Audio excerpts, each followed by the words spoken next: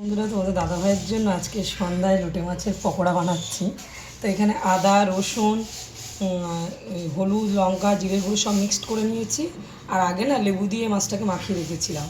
আর এখানে নিয়ে নিয়েছি চালের গুঁড়ো, বেসন, কর্নফ্লাওয়ার, এর মধ্যে হলুদ গুঁড়ো, লঙ্কার গুঁড়ো দিয়েছি আর নুন। দেখো এবার পকোড়াটা বানাবো। এটা বানাতে একটু পরিমাণে বেশি তেল লাগে। এটা না আমার দাদুর না তেলে ভাজা দোকান ছিল, তো এটা আমার দাদু বানাতো, তার থেকে আমার দিদিমার থেকে মা, এবার আমিও শিখেছি।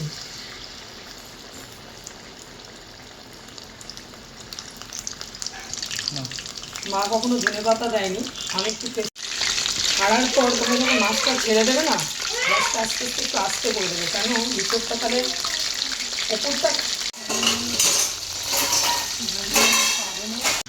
তো দেখো বন্ধুরা, এটাকে উল্টে দিই। আর একসাথে সব দিয়ে গেছে। এবার একটু করে গ্যাসটা আমি বাড়িয়ে দেবো, সামান্য একটু, থেকে সরে যাও। এবার দাদাই আর ভিডিও করছে।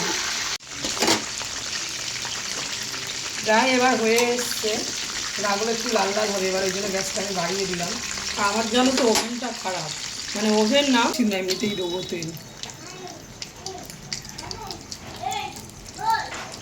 নিচে তোমাদের বাড়িতে যাদের কাছে।